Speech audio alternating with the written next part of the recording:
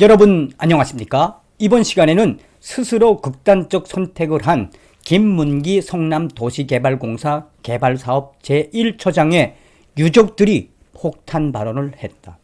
또한 안철수 후보는 이번 사건의 몸통은 사실상 이재명이다라는 폭탄 발언을 했으며 김진태 전 위원도 긴급 성명을 통해 이번 사건의 모든 주범은 이재명에게 있다라고 했습니다. 여러분들께서 잘 알고 계시는 것처럼 이 유한기에 이어서 이 김문기 개발 1처장의 극단적인 상황, 과연 이 더불어민주당의 이재명 대장동 특혜 의혹, 그 개발 의혹에 얼마나 많은 사람들이 또 이러한 사태의 희생의 주인공이 될까요? 우리 국민들이 지금 뭐라고 하고 있습니까? 어떻게 영화 아수라보다도 더한 비극적 사태가 이재명 측근에서 계속 일어나고 있다. 일각에서는 이러한 본질적인 부분이 무엇이다? 그러니까 사실상 이 검찰과 또 경찰이 그 범인의 윗선 이재명을 수사하지 않기 위해 시간을 끌면서 결국은 괴로움에 스스로 극단적 선택을 하게 하는 일종의 물귀신 작전을 쓰는 것이나 다름이 없다라고 일갈하고 있습니다. 참 소름 돋는 이재명 관련 소식, 여러분들께서 살려주신 정성산 감독, 정성산TV 좋아요, 구독, 알림은 큰 힘이 되겠습니다. 후원해주시는 모든 분들께 가열차게 멸공. 자, 김문기 유족들 폭발했다. 김문기 성남도시개발공사 개발 1처장이 21일 집무실에서 숨진 채 발견된 가운데 유족들은 김 처장이 최근 회사로부터 고발을 당해 정신적으로 힘들었다라고 주장을 하고 있습니다. 김문기 처장의 친형과 친형과 관계된 A씨는 이날 성남도계공 개발본부 사무실 앞에서 둘째 동생 김문기 처장이 오늘 오후 4시에 막내 동생에게 전화를 해 회사 성남도계공 도시공사가 자신을 고소해 괴롭다고 말했다며, 이러한 소식에서 본질적인 것은 계속해서 힘들고 괴로워하는 이 동생, 막내 동생에 대한 이야기를 회사에다 했음에도 불구하고 사실상 회사는 방치한 것이다. 김 처장의 친형 A씨와 또 다른 분은 회사가 윗사람들은 놔두고 동생만 고소했는데 동생이 그것에 너무 충격을 받았다. 자, 고소 내막은 나는 자세히는 모르겠지만 얼마나 동생이 여러 차례 충격적인 일이라고 이야기를 했느냐.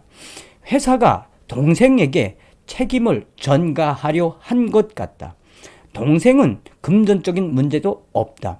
그러니 결국은 이 김문기 씨가 총대를 매도록 성남도시개발공사가 작정을 한 것이나 다름이 없다.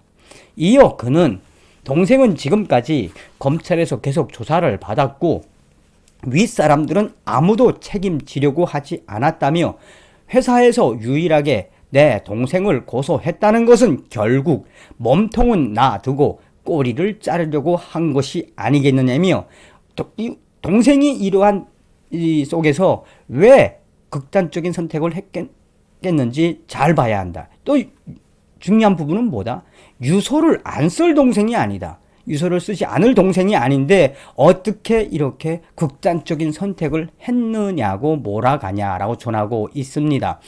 유족층은 유서를 안 남길 사람이 아니다. 분명 어딘가에 있을 것이라면서, 그렇지 않다면 우리 동생 또 우리 남편이 왜 이렇게 싸늘한 시체로 돌아왔을 것이냐며 성토하고 있다라고 전하고 있습니다. 안철수 후보는 대놓고 안철수, 김문기 극단적 선택에 몸통은 펄펄 날고 깃털만 목숨을 끊었다. 안철수 국민의당 대선 후보는 김문기 이 개발처장의 극단적 선택을 한 데 대해 몸통은 펄펄 날아 숨쉬고 이재명은 펄펄 날아 숨쉬고 깃털들만 목숨을 끊거나 감옥에 가는 이 불합리하고 기이한 상황을 하루빨리 깨야 한다라고 성토했습니다.